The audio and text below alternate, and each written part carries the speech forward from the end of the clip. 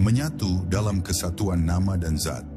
Di dunia makrifat, perbedaan antara nama dan zat tidak lagi menjadi batas yang jelas.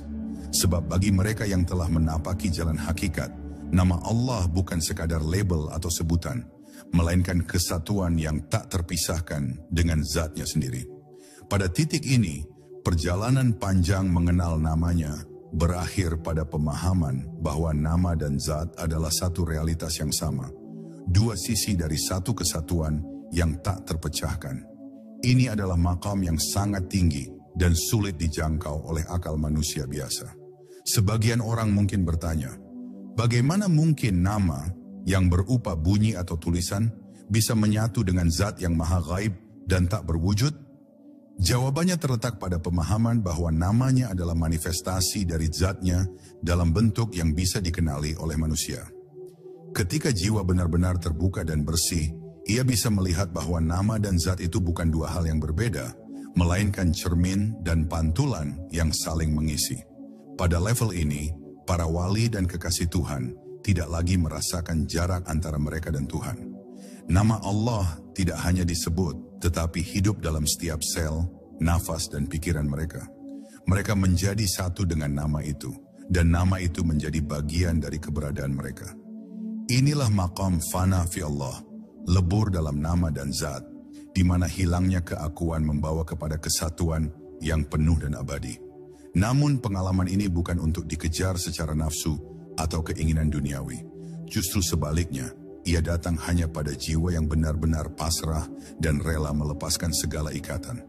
Mereka yang tetap melekat pada ego dan hawa nafsu tidak akan pernah dapat memasuki makam ini. Karena kesatuan nama dan zat hanya dapat dijangkau oleh hati yang telah dibersihkan dan ruh yang telah diangkat ke tingkat kesadaran yang lebih tinggi. Di sini pula hilang segala bentuk dualitas yang selama ini membatasi manusia. Antara si pemberi dan penerima, antara yang menyebut dan yang disebut, antara hamba dan Tuhan. Semua batas itu hilang dalam samudera, kesatuan yang tak bertepi. Nama Allah menjadi lautan tempat jiwa tenggelam dan menemukan dirinya sendiri dalam zat yang Maha Esa. Dan dari lautan itu lahirlah kebahagiaan dan kedamaian yang tak tergambarkan. Para mursyid dan guru spiritual mengajarkan bahwa makam ini adalah puncak dari perjalanan batin seorang hamba. Bukan tujuan yang bisa dipamerkan, tapi rahasia yang harus dijaga dan dipelihara dengan penuh kehati-hatian. Karena bila disalahgunakan, kesadaran akan kesatuan ini bisa menjadi sumber kesombongan baru. Padahal ia adalah panggilan untuk kerendahan hati yang paling dalam. Oleh sebab itu, bila engkau masih berada di jalan mengenal nama Allah, ketahuilah bahwa kesatuan nama dan zat bukanlah tujuan awal, melainkan puncak perjalanan yang datang setelah banyak lapisan diri, terkikis dan banyak ilham menyentuh jiwa. Teruslah melangkah dengan rendah hati, karena hanya dengan hati yang tulus dan jiwa yang ikhlas, engkau akan sampai pada satu titik di mana nama dan zat menyatu dalam satu kesadaran abadi. Saat nama menjadi jalan pulang. Setelah perjalanan panjang dalam menyelami makna dan rahasia nama Allah, tibalah satu kesimpulan besar yang tak ditulis di buku-buku, tak diajarkan di forum-forum, yaitu bahwa nama ini bukan sekadar untuk dikenal, tapi untuk dijalani. Nama Allah bukan hanya alat penyebutan, tapi jalan pulang. Ia adalah tali yang diturunkan dari langit untuk menuntun jiwa-jiwa yang tersesat di bumi, agar tahu kemana harus kembali. Setiap kali nama ini disebut dengan kejujuran, sesungguhnya jiwa sedang melangkah lebih dekat pada asalnya. Nama ini tidak akan mengangkat siapapun kecuali yang benar-benar ingin kembali kepadanya. Sebab dalam nama Allah terkandung panggilan yang hanya bisa didengar oleh hati yang bersih. Ia bukan suara keras yang memaksa, tapi bisikan lembut yang mengundang. Dan hanya mereka yang menanggapi panggilan ini dengan keikhlasan yang akan merasakan bahwa menyebut Allah bukanlah rutinitas, melainkan perjalanan batin yang memurnikan. Seperti air yang membersihkan kotoran, seperti cahaya yang mengusir gelap, seperti angin yang membimbing layar perahu menuju dermaga ketenangan. Dalam sunyi malam, saat tidak ada lagi suara selain detak jantung dan desah nafas, banyak jiwa yang mulai mengenalnya, bukan karena belajar, tapi karena diundang. Undangan itu datang dalam bentuk rindu yang tak bisa dijelaskan, tangis yang datang tiba-tiba, atau kedamaian yang muncul tanpa sebab. Dan di sanalah saat semua kata tak lagi diperlukan, nama Allah muncul dari dalam, bukan sebagai hafalan, tetapi sebagai suara asli dari ruh. Nama ini menjadi pelabuhan terakhir dari semua pencarian manusia yang letih.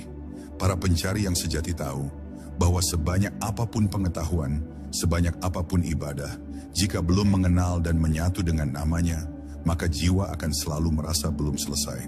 Nama Allah adalah jawaban dari seluruh kegelisahan manusia. Ia adalah titik temu segala kerinduan, segala kekosongan, dan segala keinginan yang tak pernah bisa diisi oleh dunia.